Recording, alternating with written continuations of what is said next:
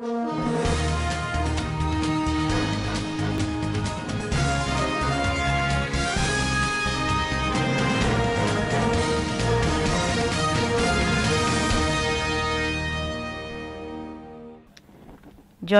named building after Svtv. President Buhari speaks on killing of aid workers by Boko Haram. Controversy at PDP primary over introduction of 17 additional delegates. On business, CBN's maize import ban described as ill-timed. And on the international scene, President Buhari embarked on peace mission to Mali. Hello and welcome to Svtv News. I am Musa Joy Unyoza. A joint body of Nigerian journalists has announced a decision to name the newly built headquarters of the Nigerian Institute of Journalism in Lagos after Ismaila Issa Funtua, the businessman who died on Monday. This was contained in a statement signed by Induka, president of the Nigerian Press Organization, on Wednesday. According to the statement, the decision was jointly taken by the Nigerian Press Organization, Newspaper Proprietors Association of Nigeria, Nigerian Guild of Editors, and the Nigerian Union of Journalists. The decision was taken in realization of his untiring contributions to the development of journalism and freedom of press in Nigeria and around the world. It is also the privilege of the Nigerian Press Organization, Newspaper Proprietors Association of Nigeria, Nigerian Guild of Editors, and the Nigerian Union of Journalists to name the newly rebuilt Nigerian Institute of Journalism House at Demo Alakija Street, Victoria Island, Lagos, as Ismaila Issa House, to honor the life and times of Malam Ismaila Issa Funtua, who died on Monday, July 20, 2020, after a life of dedicated service to Nigeria that spanned politics, business, and media. Borno State is so far the most active in the use of specialized agro-rangers to provide security to farmers and farmlands. The Commandant General of the Nigerian Security and Civil Defense Corps, Abdullahi Gana Muhammadu, stated this on Wednesday. The Commandant spoke when he hosted Governor Zulum at the NSCDC's national headquarters in Abuja, the Federal Capital Territory. He said part of NSCDC's mandate is to provide security to agro-allied investment, with agro-rangers as a national program in which specialized armed personnel are dedicated to securing farmers and farmlands in areas that is required. Borno, in collaboration with the NSCDC command in the state, was the first to launch agro-rangers in August last year, during which Governor Zulum led the launch with a donation of 15 surveillance vehicles to the Rangers. President Muhammadu Buhari has condemned the killings of 5 staff of humanitarian agencies in Borno State who were kidnapped by Boko Haram terrorists a month ago. Premium Times reported the killing of the aid workers and the circulation of the tragic video online. A presidential statement issued on Wednesday said President Buhari sympathizes with the families of the 5 aid workers while praying that God will comfort them for their irreparable loss.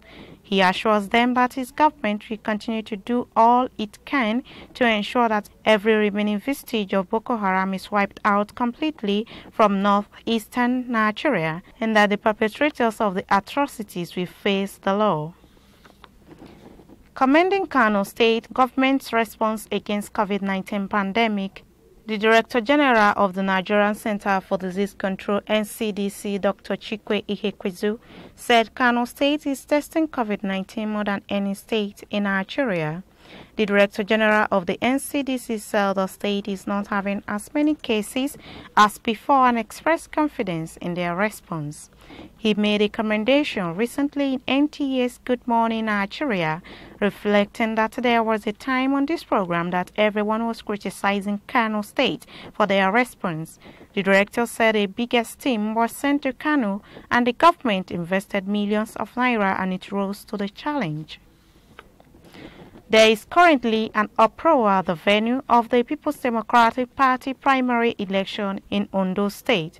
Premium times gathered that voting by accredited delegates came to an end some minutes past 8 p.m., but sorting is currently disturbed due to the introduction of additional 17 names. The party initially had 2,000 delegates to vote in the election. Many of the aspirants claimed not to know the fresh delegates. As of the time of filing this report, the chairman of the primary election, Governor Ifeanyi of Enugu State, and other committee members were in a closed-door meeting with aspirants to discuss whether to accept the list or not. There are 8 aspirants vying to be flag bearer of the People's Democratic Party, PDP. The head of the State Security Services at the Nnamdi Azikiwe International Airport, Abuja, Svtv Abba, has been accused of slapping a security officer at the airport. On Wednesday, the Federal Airport Authority of Nigeria said Mr. Abba breached the security protocol and assaulted the officer for calling him to order on Friday. Fans said the SSS boss had prevented security officers at the airport from performing a mandatory check on passengers. The airport authority noted with dismay that Mr. Svtv Abba, the head of DSS at Nnamdi Azikiwe International Airport, deliberately obstructed airport security process and slapped an aviation security officer who was performing his duty by calling on Mr. Svtv Abba to desist from doing so. The Senate on Wednesday confirmed 39 non-career ambassadorial designates and 1 career nominee for FCT sent by President Muhammadu Buhari for appointment as ambassadors for the Nigerian foreign missions. President Buhari had in a letter to the Senate sought the confirmation of the nominees for appointment as non-career and career ambassadors to Nigerian foreign missions. The President's request was contained in a letter addressed to President of the Senate, Ahmed Lawan, and read at the plenary on July 8. The Senate approval of the nominees followed the presentation of a report of the screening of the nominees by the Senate Committee on Foreign Affairs by its chairman, Senator Bokachua Mohammed APC Bauchi, and consideration of the report at the Senate Committee of the Whole. Alright viewers, we're going to a short commercial break, and when we come back, Standard Voice Television News continues.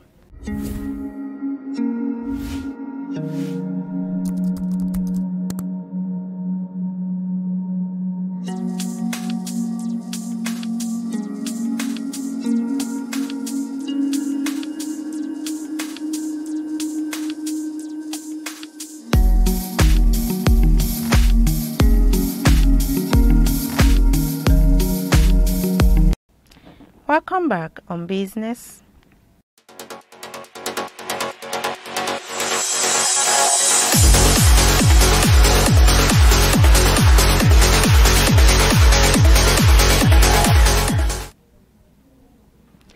The recent directive by the Central Bank of Nigeria banning the importation of maize has been described as ill-timed, with potentially negative consequences for Nigeria's poultry sector.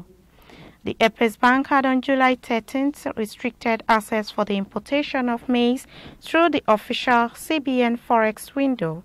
It hinged its decision on the need to increase local production, stimulate a rapid economic recovery, safeguard rural livelihoods, and increase jobs which were lost as a result of the ongoing COVID-19. And on the international scene, President Muhammadu Buhari will on Thursday depart for Bamako, Republic of Mali on a one-day visit following the briefing by the ECOWAS Special Envoy to the country, former President Goodluck Jonathan. The Nigerian president and some ECOWAS leaders led by the chairman of the Authority of Heads of State and Government of the Sub-Regional Organization, President Yusufu Muhammadu of Niger Republic, agreed to meet in Mali to engage in further consultations towards finding a political solution to the crisis in the country.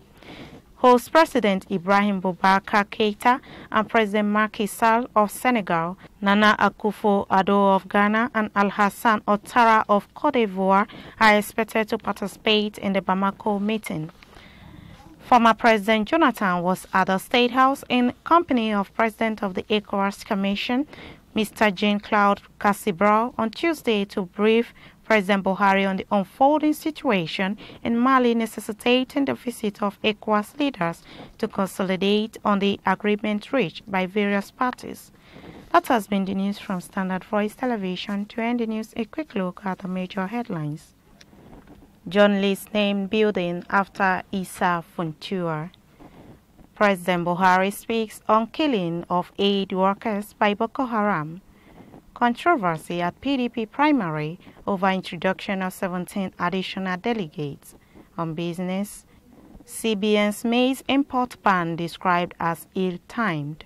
And on the international scene, President Buhari embarked on peace mission to Mali.